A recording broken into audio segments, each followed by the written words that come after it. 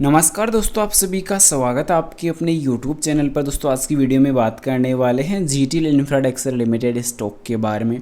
सुगस company ने कल official statement late night को जो जारी किया था उसमें दोस्तों क्या अपडेट रहने वाली है, साथ ही साथ दोस्तों मंडे सेशन को लेकर कंपनी का चार्ट पैटर्न किस प्रकार का नज़र आ रहा है और अभी दोस्तों इस स्टॉक पे स्टॉप लॉस कितना रखना चाहिए ये इंपॉर्टेंट निकल के आ रहा है, क्योंकि लगातार पिछले टाइम से इस स्टॉक पे गिरावट नज़र आ रही थी और अभी दोस्तों लगातार इस स्टॉक पे वापस जो तेज़ी इंक्रीज हो चुकी है।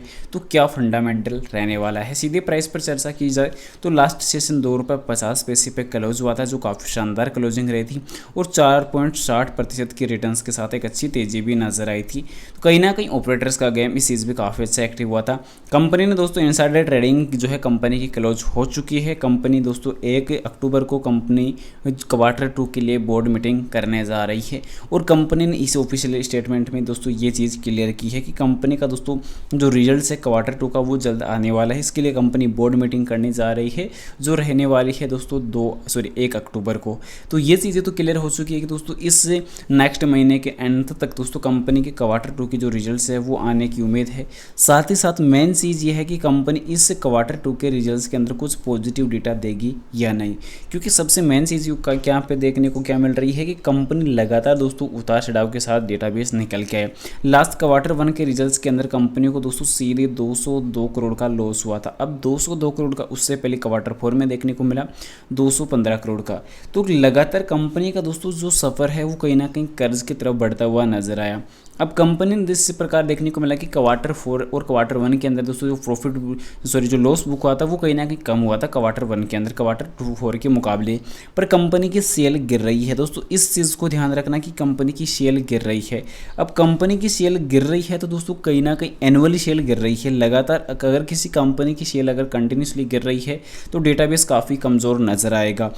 फिलहाल दोस्तों आज कम्युनिकेशन टुडे की तरफ से भी जो अपडेट निकल के आई है दोस्तों, आज यहाँ पे डेट आप चेक कर सकते हैं कि 28 सितंबर को अभी दोस्तों 2 घंटे पहले अपडेट निकल के आई है। इसमें दोस्तों देखने को मिल रहा है कि भारत दूरसंचार उपकरण विनिर्माण क्षेत्र स्थापित करने वाला है, एफडीआई आकर्षित करने का लक्ष्य है। फिलहाल दोस्तों मेन चीज़ जो निकल के आ रही है कि कंपनी ने दोस्तों कहीं ना कहीं जो इंफ्रास्ट्रक्चर कंपनियों की फिर से जो वैल्यू है वो बढ़ती हुई नजर आने वाली है।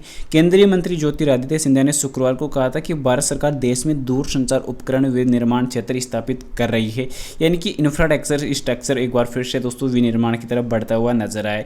और अभी केंद्रीय संचार एवं पूर्व क्षेत्र विकास मंत्री यानी कि जो उनका अपडेट जो निकल के आया कि पिछले 10 वर्षों के दौरान कंपनी जो भारत में जो देखने को मिला कि 1.28 लाख करोड़ रुपए मूल्य के मोबाइल फ़ोन का निर्यात किया गया है। और उन्होंने दोस्तों ये भी कहा है कि भारत अधिकांश मोबाइल फ़ोन आयात किए और विदेशों में केवल 1500 करोड़ रुपए के मोबाइल भेजे हैं, यानी कि ये चीज़ें कहीं ना कहीं इंपॉर्टेंट रहने वाली है।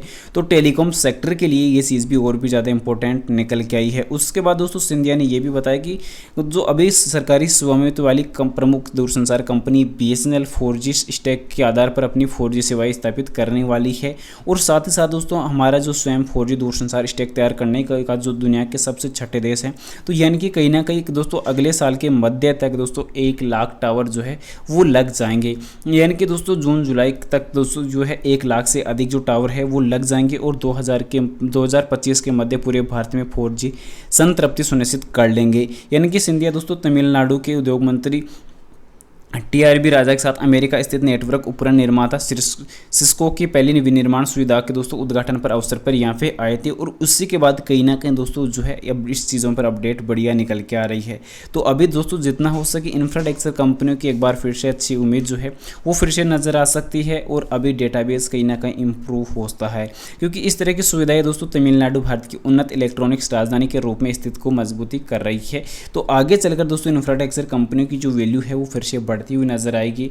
डेटाबेस में काफ़ी शानदार सुधार नजर आएगा और इम्प्रूवमेंट काफ़ी तेज़ी से बढ़ सकता है। तो मंडे सेशन के लिए अगर बात करें चार्ट पैटर्न की, तो चार्ट पैटर्न वापस काफ़ी बुलिश हो चुका है, क्योंकि RSI इंडिकेटर अभी जो कारोबार कर रहा है वो दोस्तों 48.32 अंकों पे। अब 48.32 अंकों पे जो RSI इंडिकेटर कारोबार कर रहा है तो नॉर्मल कारोबार कर रहा है, पर पिछले 2 सेशन से उसमें एक अच्छी रिकवरी नजर आई, क्योंकि 2 से 3 सेशन पहले जो डेटा देखने को मिला था कि ओवरसोल्ड जोन के करीब ऑलरेडी ये स्टॉक जा चुका था। ओवरसोल्ड जोन में इनके कहीं ना कहीं ऑपरेटर्स को ये चीज़ पता चल चुकी थी कि लिमिट से अधिक इस स्टॉक पे सेल हो चुकी है।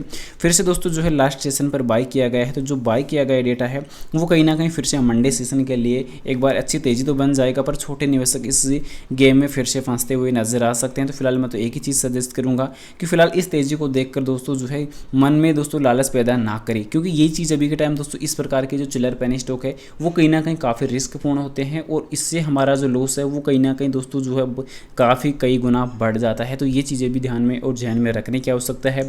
फिलहाल उम्मीद करूंगा जानकारी आप लोगों को पसंद आई होगी। पसंद आई वीडियो को लाइक कर देना, चैनल पर नए हो दोस्तों चैनल को सब्सक्राइब कर देना और जानकारी को ज़्यादा से ज़्यादा शेयर जरूर से कर देना। और आपकी नज़र में कोई पेनी स्टॉक हो तो उसकी जानकारी कमेंट में पिन कर देना, एनालिसिस करके आपको जल्दी बता दिया जाएगा।